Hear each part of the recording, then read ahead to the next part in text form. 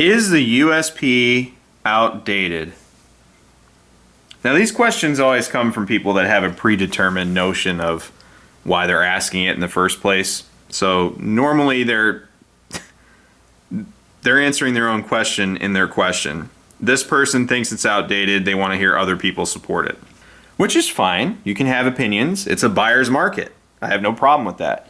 But if you're genuinely inquiring whether this platform has become obsolete, my answer is going to be, the short answer is no. Now you can shut the video off if you don't like me.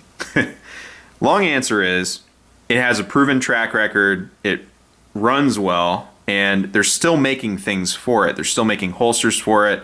You can get Trigicon HDs, rail adapters for modern lights, all sorts of things. And it's not like, you look at other manufacturers, and there's been plenty of guns that have come into the market and exited after 5 to 10 years.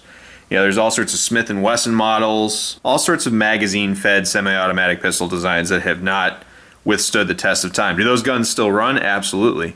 In fact, you have the 1911, which has been around 100 years, over 100 years now, but people still use those. Are there things about them that are outdated? Absolutely. The magazine capacity is not really great for a modern gunfight, and there's a lot of little odds and ends and quirks about them, but they're still super accurate. They still can kill somebody, and they are very effective in the right hands. You know, you can underestimate it all you want, but at the end of the day, if someone breaks into your house, you have a 1911, you're going to use it, you know, and it's going to do what it does. Same thing with the USP 45 or the USP 9 or the USP 40. They're still relevant. It's not like they automatically become irrelevant because, you know, some people don't think they're cool, or you're getting on the striker train, or, you know, you listen to somebody about whatever. It's more of an opinion versus the functionality and capability of the platform. Do I wish there were things different about it? Yeah, I know it takes retooling and it costs money, but they could have worked a 1913 rail into the USPs, but they just want to produce them and leave it be, which is fine, I guess. And they make adapters for them. So, you know. And the other thing is, HK was really forward thinking, and it's kind of funny to see the evolution of firearms in general, especially handguns, because if you look at the Glock Gen 5, right, they went from the Gen 2, which had a very, very similar grip to this, and in the Gen 3 they put the finger grooves in, which received mixed reviews. And understandably so, they don't fit everybody, I get it. They don't bother me with my hands, but I know some people that absolutely hate them. And I've experienced firearms with finger grooves that were very uncomfortable, so I completely see that argument. But in that, you'll also notice the Gen 5 or whatever is going back to a grip just like this. So someone before would say, oh, it's an obsolete grip, they're blah, blah, blah. But you're noticing people go back to them. Like front and back strap checkering is always a thing. That's always going to be a thing, hands down. You send guns in to get it, like Berettas and all this other stuff at Wilson Combat, or you expect front and back strap checkering in your 1911s when you buy them, or people stipple their guns, looking for some sort of forward and rear positive grip texture. Sure, the sides are a little lacking, but hey, you know, here we are.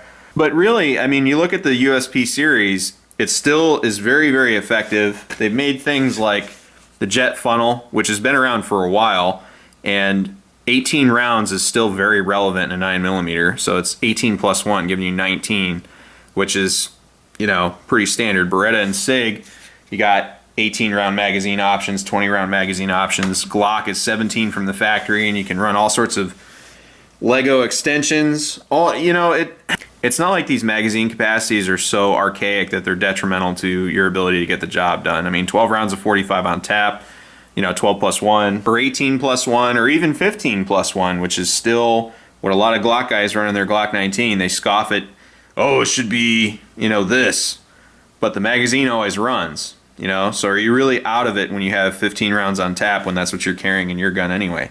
You know, it's all kind of just a bias, silliness argument. You can even run those discontinued guns as long as you shoot them straight, you know, and they have enough rounds to get the job done. I mean, what's to say those guns aren't obsolete? They just don't make them anymore.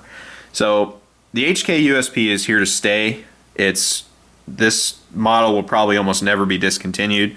They haven't discontinued the Mark 23 like they've been saying they're going to do over and over and over again. So there's absolutely no reason the USP needs to go. I mean, it's a very, very smooth shooter. its cycle of operations is just a beautiful thing to witness and to feel. And it's hyper accurate for a production gun. So, I mean, there's really no discernible reason you should get rid of this or it's all of a sudden obsolete because, X, Y, and Z. I mean, there's plenty of things to keep it relevant. They're making brand new things for it all the time. So it's obviously a proven track record firearm, and I see it going the distance. I see this being, a 50-year model. There'll be a 50-year USP. There'll be probably a 100-year USP. And these guns are realistically, they're going to outlast me. So, do with that what you will. If there was somehow a way to blend a race car and a tank, that would be the USP series. Thanks for watching. Take care. Take care of each other. Stay safe and support and defend the Constitution of the United States of America.